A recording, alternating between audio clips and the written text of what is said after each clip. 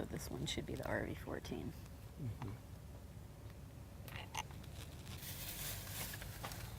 Yeah, we were talking a little bit last night during the mixer about if he could move. Okay, we're back. Sorry about that, folks. We had a little computer glitch. Went offline for an unknown period of time. Hope it wasn't too long. We're looking for another power sportsman competitor. This one is Stephen Thorne in an RV14. Stephen's from Canada and has a popular YouTube channel about aviation called Flight Chops, which you can find on YouTube. I hear him, I don't see him yet. So the RV14 is the 14th in the series of the Richard Van Gruisven designs, which are home-built or kit-built airplanes. I'm not sure, don't know too much about the 14. Is it, Lori, do you know if it has a conventional aircraft engine or a Rotax? I think it's probably a Lycoming engine. I do too. Yeah, but it's tail wheel side by side. What's your RV? It's a 7. It's a 7, Mm-hmm. and that has a conventional aircraft Yeah. engine. Mm-hmm. Yeah. But a carbureted or fuel injected 360. Yes. And a tail wheel configuration. Correct. 14 uses all pulled rivets instead of hammered rivets. So it's a little more user-friendly to build. I see. from what I understand. Yes. And do they have the skins factory punched save you the setup time? I think so, but I don't know. I worked on an RV6 for a while, about 15, 18 years ago, and it was quite labor intensive. I mean, you had to measure and cut and jig up all the skins and drill them, cleco them, take them down, deburr and rivet them. It was quite complex. But the RV series are getting easier and easier now. All right, there's the yellow RV coming in for a sportsman maneuver, sportsman sequence. I'm on air. Starting off in the center box with the loop.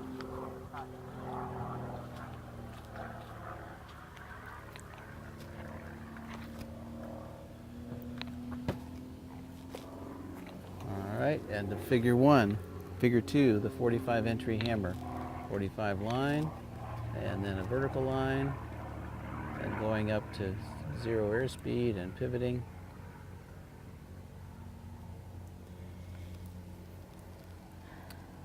And back out to our right. Now the wedge, a vertical line, pitch back to a 45 line, and we want to see a 2 out of a 4-point roll centered on this line.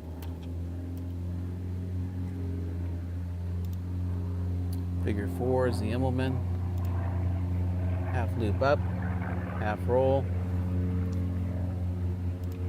Is he going to take a break or go right into figure 5, the slow roll? Going right into the slow roll.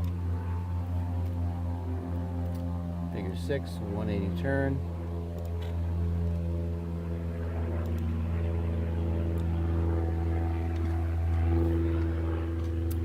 Okay, wings level again. Figure 7, a 45 upline. Gain altitude, lose speed in preparation for figures 8, which is the 1 1/4 turn spin. Power is coming back, slowing down to stall speed, and the rudder goes in, and a spin. Line up on the y-axis, and pull level. That completes figure 8. Figure 9 is the Humpty Bump. You might call this a hesitation loop. Draw a vertical line, pull across the top. Another vertical line, now a 1/4 roll to end up downwind again. Figure 10, the half Cuban. 5/8 of a loop.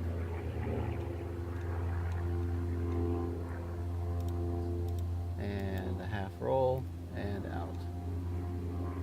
And that's it. Give us a wing wag, Stephen. There he goes.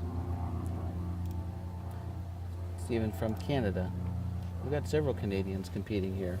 So, riddle me this, Lori. Why do we have Canadians competing at the U.S. National Championships? They're welcome to, right? Well, yeah, absolutely. And they Well, can win flight medals, right? They can still win flight medals, And there also is a special trophy, the Goodrich Trophy, for a non-U.S. citizen scoring the highest. So my personal feeling is that it's a good area for them to come and be in a competition of this size, Yes. you know, with this many people at their same level. They wouldn't find a competition of this size Right. and scope north of the border. Right. They do have a couple of Canadian championships, which are very well attended, but you know, we're talking more like, you know, 30 people instead of, you know, 85. Big difference there. And just to be around all these pilots that, you know, even though it's a competition, it seems like we all share, It's a friendly like, competition. yeah, insider information and little tips and tricks, and you know. That's something that surprised me when I first started competing, is that if I could ask someone else in my category for advice, and they would give me advice, and it would be good advice. I mean, no one would try to sabotage me, except maybe for Ashley Messenger. Pouring me shots of whiskey the night before the unknown. But, Yeah, he's a very friendly guy. but yes, they can win the flight medals. They just can't win the overall championship in their category. Correct. I believe. Correct. Didn't we have an Australian last year scored at the top of his category?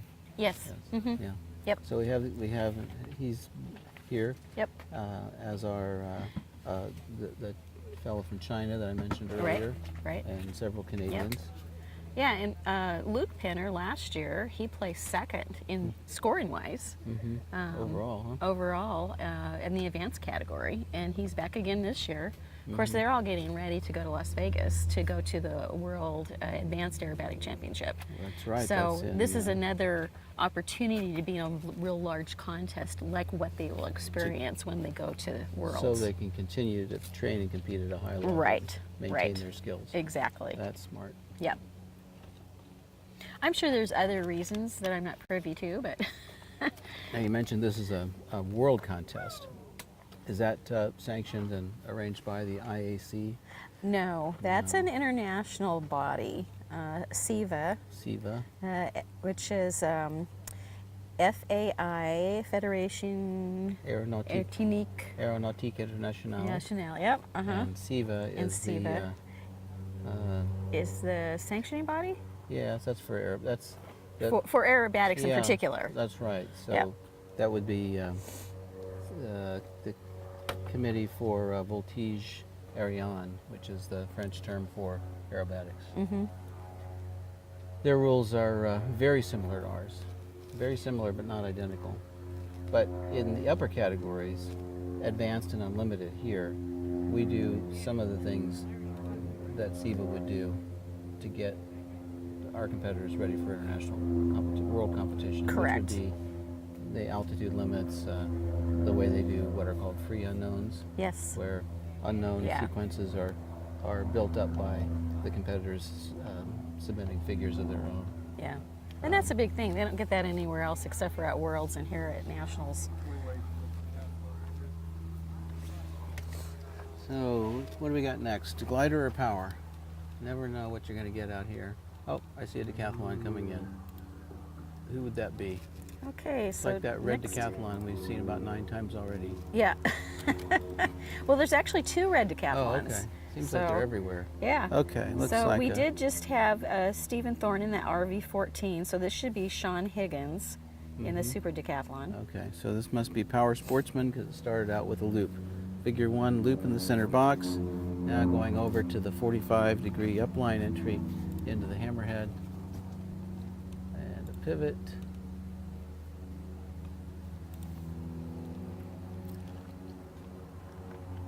And figure 3 is going to be the wedge.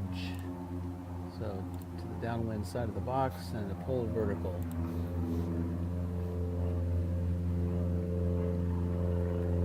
Tip to the 45-degree down line, set the line. 1, and we want a 2 points of a 4-point roll. And a consistent line after. Now, if you got a sup with camel on your tail, you do an Immelman, all right? That's Pull 'em right. off. So it'll be Snoopy. He flies a stop with camel, doesn't he? Slow roll. Oh, no, looks like a wing wag. When in doubt, we wag out. So I'm going to reposition for his. All right, so you got any aviation trivia questions for me? Something you can stump the chump? Wow. So there's an airplane here on the field. We haven't seen it yet because the intermediate hasn't flown. But it's a yellow airplane. It's a biplane. Yeah. And it is flown by Justin Hickson. Codenamed, call sign, Batman. Batman. Yeah. That airplane is really interesting because when you first look at it, you think, oh, it's another Pitts, right? Mm-hmm. It is not. Do you know what that is? But it's based on a Pitts design, isn't it? It is. It's Okay, based but on it's a not- Pitts, but it's but not it's a not- Pitts. It looks like a Pitts S2B, You're right.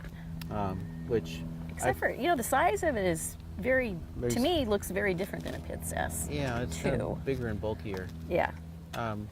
Yeah, I flew a Pitts S2B with the late great Bill Thomas down in Venice, Florida, back in the mid-1990s. That formed my core aerobatic training, so I have a lot of affection for the two-place Pitts biplanes. We've got a Pitts S2A, which we're going to see later in this category. The S2B they were manufactured in much larger numbers. So here it comes back in. I see the wing wag. I believe he left off after the Immelman, so we should see figure 5, the slow roll now. And there's the slow roll. Okay, so now a 180 turn. We probably will take that to the left to stay in the box.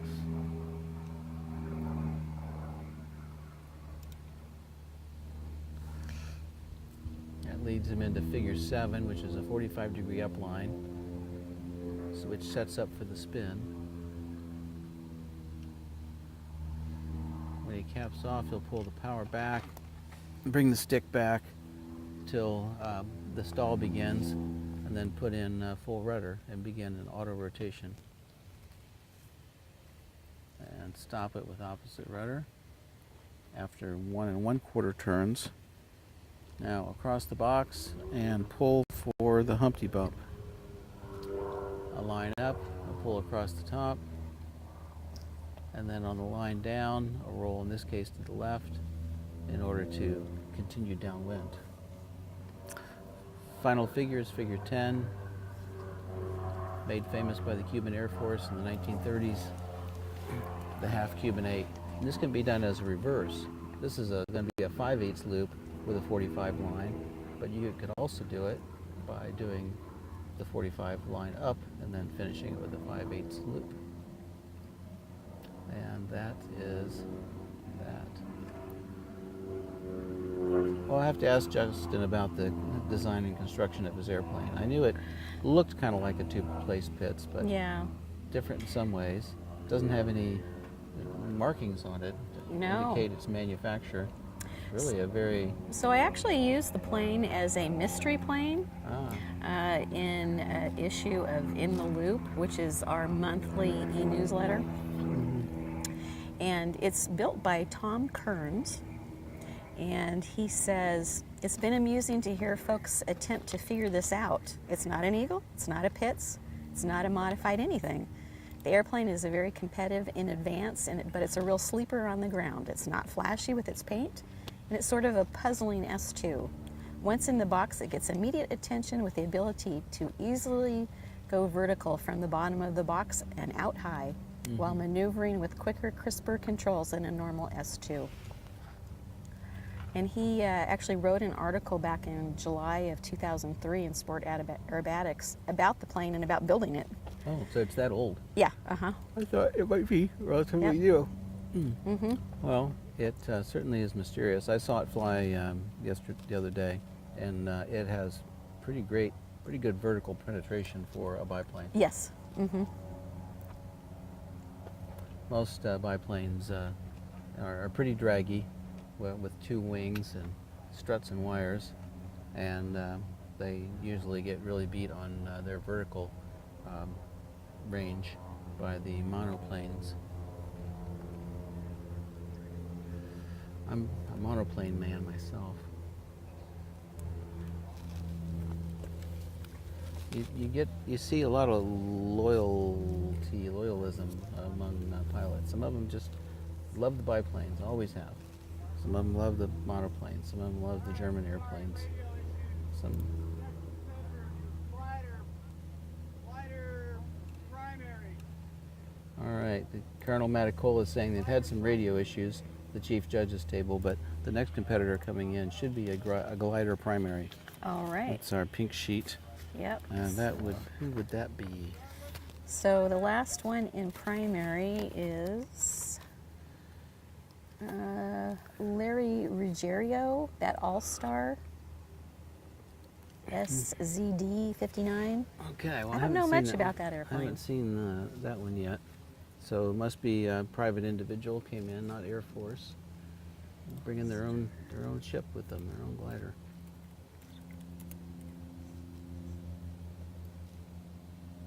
Well, we've been blessed with great weather here after some frustrating days during the practice session with low ceilings in the mornings. It's warm and dry. Got almost a featureless blue sky. Colonel Maticola says we've got a glider on final. I've missed the start of several of these gliders, and I apologize for that. We're trying to keep the frequency open, so you don't think we've gone leaving you hanging, and frequently have to consult the schedules and the computers. Okay, we got a glider inbound. Okay, This there is they come. glider primary. So this aircraft is a single-seat glass composite glider for aerobatics and cross-country flying, and it comes out of Poland. okay. Well, there was a downline, but I missed it. It's got a bad viewing angle. I'll blame that. But then I did see the quarter clover, and then the 270-degree turn. That should put him back on a downwind, and then we want a slow roll. There's the slow roll. Then we're going to see a wing over. So wing over is a climb with a 180-degree turn. Looks like he's quite south of where the box should be. All right, bring it on back to us here. Let's center it up on the judging line before you do that. Before you do that loop. Okay, here's the loop. It's not unusual for the contestants to fail to see the box or get confused where the box is. The markers are not that large as seen from the air, and there's a confusing bunch of old, unused, no longer used, and newer runways and ramps down here. That Yeah, it looks very busy from the air. I Down here. haven't actually seen it from the air. Yeah. Well, I did 2 years ago, but not lately. But it can be very confusing. A lot of crisscrossing old runways from the days of the old Air Force Base. Then now the one big runway that we primarily use. And that's a big runway. That's like 12,000 feet long. In fact, it's so long that we just go out on the center taxiway and take off in either direction depending on where the wind is, which is unusual. You know, usually you take off from the beginning of a runway so you have maximum length, but here there's so much length, we've got that length to spare.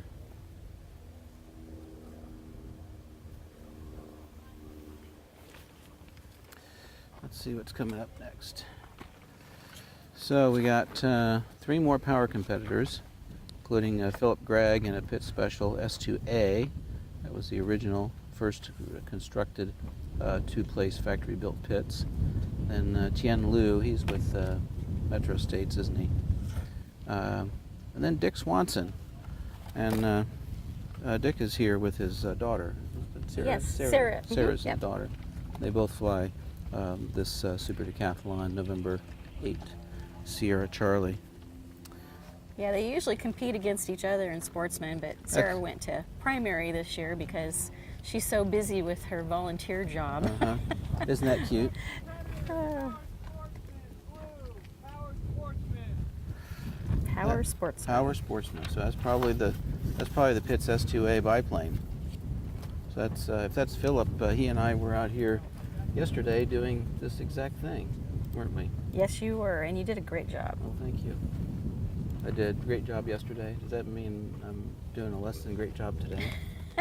It's kind of like when you tell a woman, "Oh, you sure look pretty today," and she goes, "What, was I ugly yesterday?"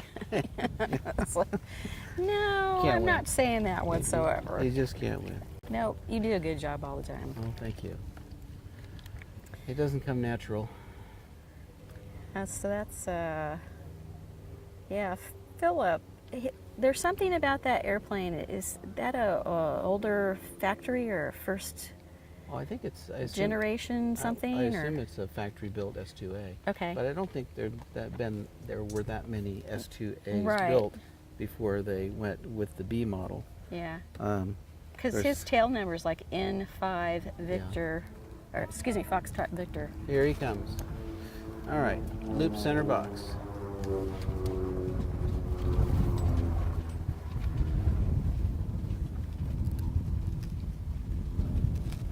Come on, Philip, bring it right back where you started. Good.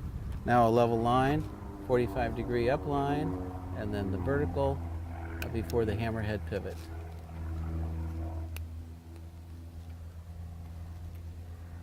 Okay, and then a vertical line, no 45s.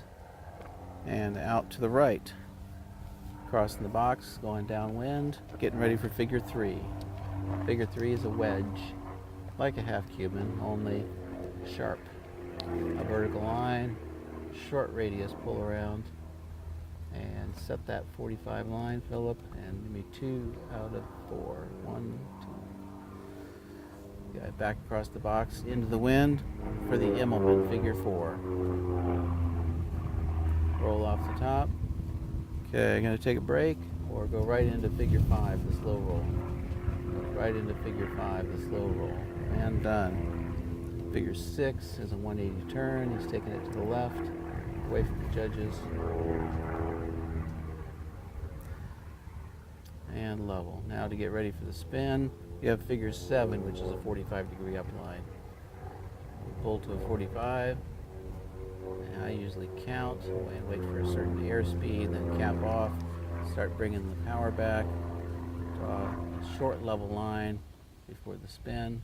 Okay, spinning to the left, 1.25, ending up on the y-axis. Okay, coming towards us. Then this is a Humpty Bump, a hesitation looping figure. Pull to vertical, draw the line, pull across the top on the Humpty, set the line, roll to the left, and out to the right, to our right. Figure 10, final figure, is a half Cuban. 5/8 loop. And set the line, and a half roll, and out. Give us a wing wag, and he's done. What do you think? Look like a nice, crisp routine. Well, I'm not a judge, so I can't really say. I'm a judge, but I'm not supposed to say. We're not here to judge. No. For that, we have the judges.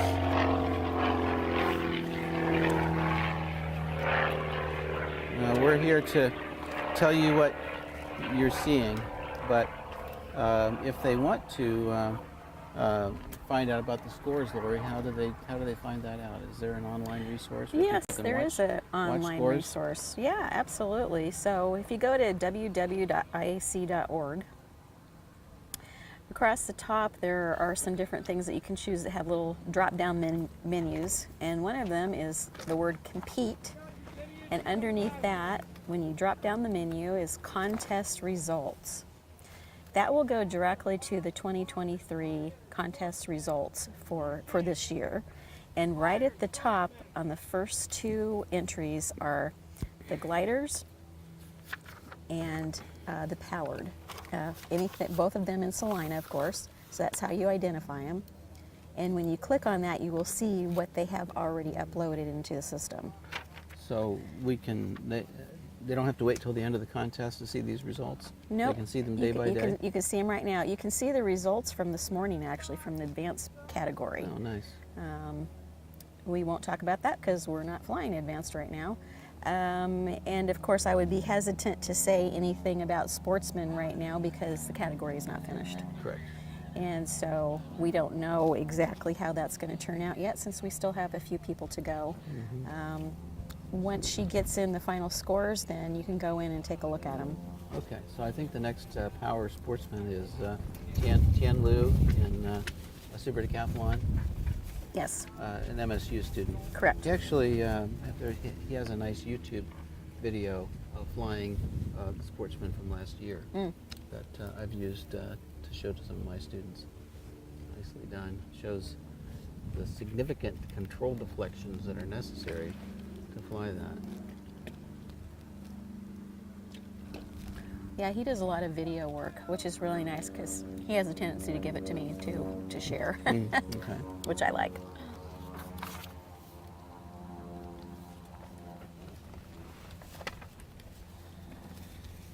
Oh, this looks like a glider. I think this is the last glider, isn't it? Yes. Joseph Cheddar. That he said cheddar like cheese. That's Cheddar. how you pronounce it. Cheddar like cheese. It's certainly not spelled that way, but that's the way he says it. Okay, so there was a 45-degree upline, and now we're going to get the spin. I like we got a little cirrus backdrop now. Makes it much easier to see.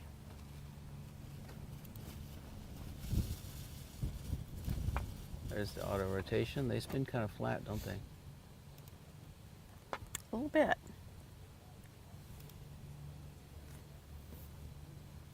All right, that was figure 2. Coming into figure 3, the loop.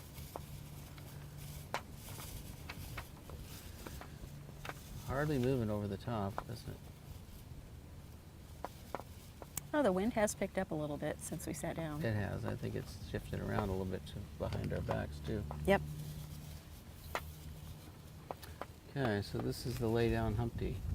So a 30-degree line up, a half roll, and pull around.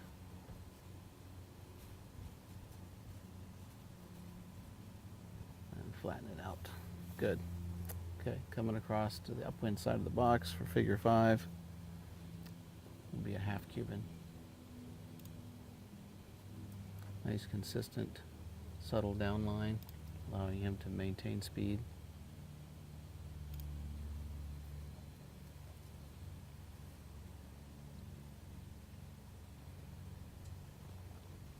Pull around, 5/8 loop, set the line, roll. These are 30-degree lines for Sportsman in glider, not the 45 lines that we see in power. That's a better view of the quarter clover than we've had before. Most of them have been down here to the south. So we're looking right up the axis of the loop. Now he'll turn 90 degrees to the right, go back into the wind.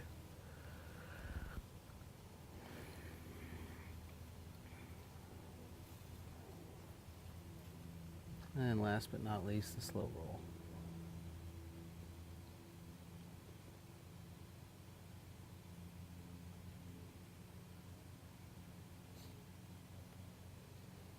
And that's that. Give us a wag, and I believe that was the last glider.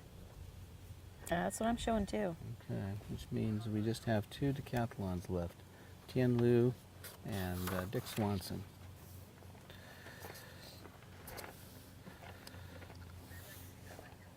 So where's Sarah and her dad from? I believe I flew over their area on the way out to Oshkosh, over Lake Okoboji. Okoboji, yeah, Yeah. exactly. That's where they're at. Pretty Is close. Is that in Kansas or Iowa? Nebraska? Or Iowa. Okay. Yeah. I flew over that.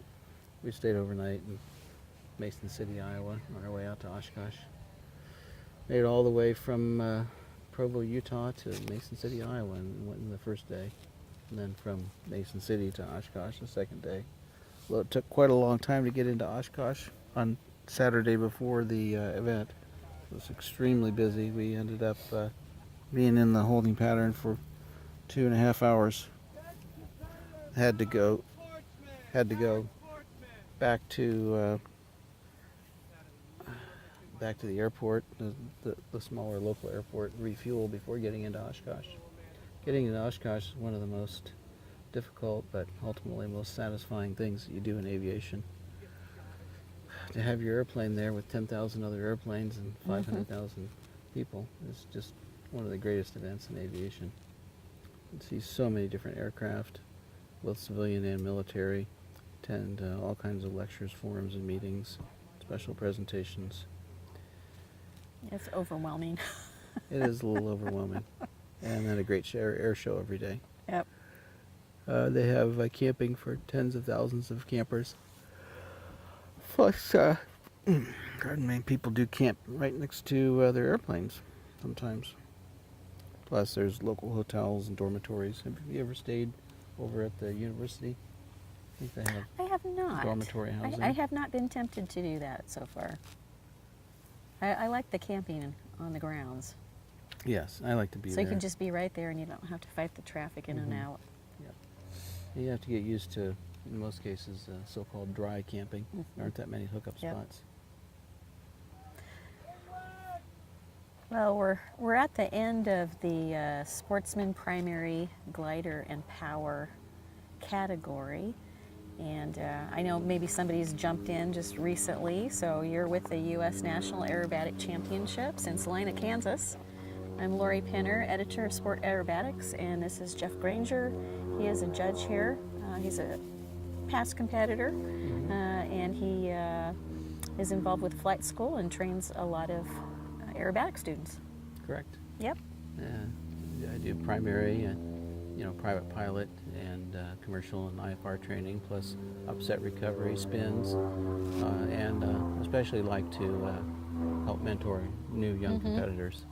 We started a chapter of the IAC for Utah 2 years ago and have been developing that gradually with time. Okay, right, so how's so- Tian gonna be doing here? He's doing well. He's finished the figure 2, which is the hammerhead, going downwind to start figure 3, which is the wedge.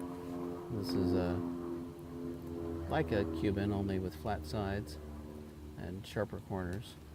Going to set the 45-degree down line, then do a 2 out of a 4-point roll on the way down. Exit to the left, and now a Immelman, a half loop, half roll off the top. Important maneuver for a fighter pilot to learn for evasion. Will he take a break before the slow roll? Let's see. If he wants to take a break, he'll give us a wing wag. If not, he'll just continue into the slow roll. There. Looks like he's going right into the slow roll. Judge wants to see a consistent roll rate. No change in altitude. Figure 6 is a turn. Has to be at least 60-degree bank and maintain an even bank angle throughout while it completes 180 degrees of heading change. Figure 7 is a 45-degree upline, which sets up for figure 8, which is the spin. The spin has to stop on heading. He has to rotate exactly 1 1/4 time and then stop on heading and establish, for some interval, short or long, a vertical line. And he spun to the right, so he's heading away from us now. Then he's going to do a Humpty Bump, which is a pull, then a pull across the top, pull to vertical, and a pull across the top, and then on the down line, a quarter roll to go back downwind to our right. Final figure, figure 10, is the half Cuban, the 5/8 loop with the half roll on the down line.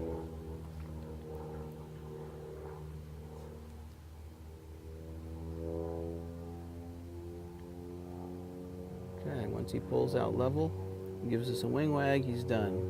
He can exit the box and leave it for the next competitor whilst he calls the tower and gets clearance to return and land. Just one more now. Our old friend Dick Swanson. Dick doesn't look like a typical motorsports competitor. Looks like a guy you'd run into at the feed store, right? Yeah, he's A he's very cool guy. Very congenial guy. Yeah. And did he interest his daughter in flying in a competition, or was it the other way around? You know, I do not know their story, so I would hate to speculate on that and get it wrong. But I know that they had quite a rivalry there for a while, and of course joking about it, you know. Well, that's pretty cool. Yeah. Never had anything. Father and daughter in the same category, categories. fighting it out, trying to get first place. She would be ahead of him a little, and then he'd be ahead of her a little. Yeah, I can't remember how that one turned out. It was a couple of years ago. It was 2021, I think. That's cute. And he's not a contest volunteer, but she is. She's handling our hospitality. Yep, she's doing all the hospitality stuff. Good. So- Things have been very hospitable, Yep. so she's to be commended. Okay, last competitor. Last competitor. Yeah, I'm ready for a break. Is there a coffee shop nearby? Let me look it up on the Visit Salina site.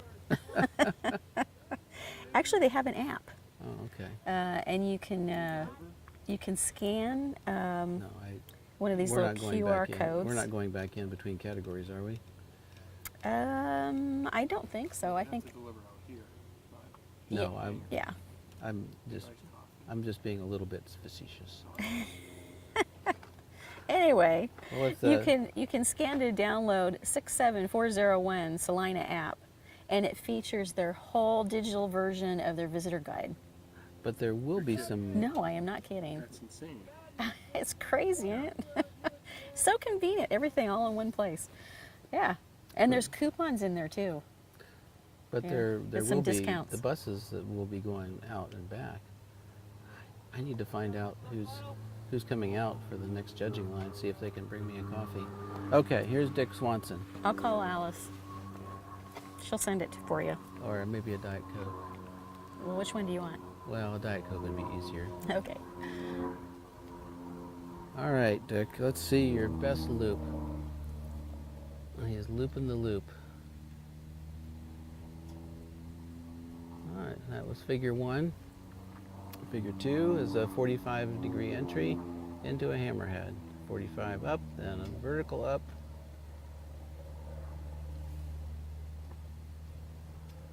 Nice, make a nice hammerhead pivot for us. Draw a vertical line down and then exit back to the right. Figure 3 is the wedge. Pull the vertical, establish the vertical line, lose some speed, pull back, set a 45 line, and make 2 points of a 4-point roll. So basically a 90-degree pause. Figure 4, up on the upwind side of the box is the Immelman, the half loop up, and a half roll off the top. Is he going to take a break before his roll? Yes, there's a wing leg. So he's going to reposition. Was that the same place they'd been breaking? Yeah, they've almost all been taking the break between figures 4 and 5. Okay. Did you think it's a wind thing or just a? No, I think wind thing. I think that it's easier to roll when you're going faster because Yep. you have a lot of control authority. Right. And a Super Decathlon does not accelerate very quickly. Uh huh. So I think that they find that they're not going to do well on the roll right after an implement. Okay. And so they probably want to come back. You know, if you climb up a little bit, that means you can re-enter the box from the north with descending. You pick up a little speed, give a wing wag, and now you've got some smash where you can do a nice, clean, crisp roll. Right. That's smart.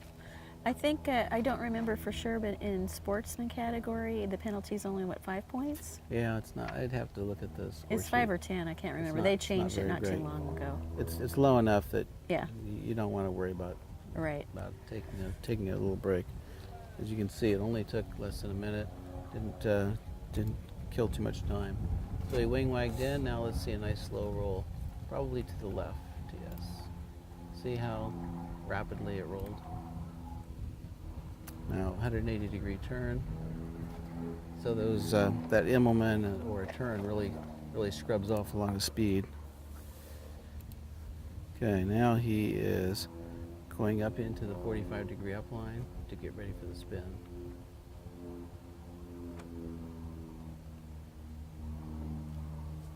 bringing the power back. As the stick, what I teach my students is the stick comes back and hits the stop, and you put in full left rudder. You stop it with some forward stick, and by switching your feet to the opposite rudder, stops the rotation. Now we're going to see the Humpty Bump, a vertical line, and a pull around over the top. And on the next vertical line, it's going to roll to the left, just a quarter turn, and out to our right. And one more figure for this group of flights, a half Cuban. 5/8 of a loop, float it across the top, set the 45 line, roll, and out. Give us a wing wag, Dick, and that's the end of the figure, that's the end of the sequence, and that's the end of the category. All right. Well, this has been great. I mean, we've seen a lot of good flying out here. And I know those the kids at the collegiate have a very competitive spirit, so they're out there doing their best. Well, any last minute remarks before we sign off? Are we doing a chat? Are we receiving any questions from? We're not doing a chat this time around, only because we just don't have the manpower to keep up with it and reply to everybody who deserves a reply. Okay. So we're not doing the chat this time around. If we get a few more people out here to help with those type of tasks, we could sure go for it. But That always generates a lot of questions for discussion that we can elaborate on. yes, absolutely. So I would just say, since I have a chance here to wrap this up before we go on a break, I want to say a thank you to some more of our sponsors. One of them is Patty Wagstaff, who has her own flight school down in St. Augustine. And she's, of course, a 3-time national champion in the unlimited category. And so she has an affinity and a love for IAC that helped her get started in a lot of ways on her airshow career. And then there's another company called Full Stop Aviation, and he's out of Union City, Tennessee, and he's wishing all of the competitors a safe and successful competition. And we want to thank you to Justin Wright from Full Stop Aviation. And looks like we're going to be having some judges come over in this area for a moment to do a review of some footage. Maybe one of the competitors had a questionable maneuver and they want to see if they saw what they saw. So we're going to go ahead and sign off, and we will be back, 5 to 10 minutes maybe or more. 20 or 30 but minutes. we're going to go ahead and shut down for now, and we'll see you again back on YouTube, and we'll be continuing with the U.S. National Aerobatic Championship from Salina, Kansas. Okay, cut. Okay, Sorry, cut. Larry. All right, but I'm very Jersey-esque.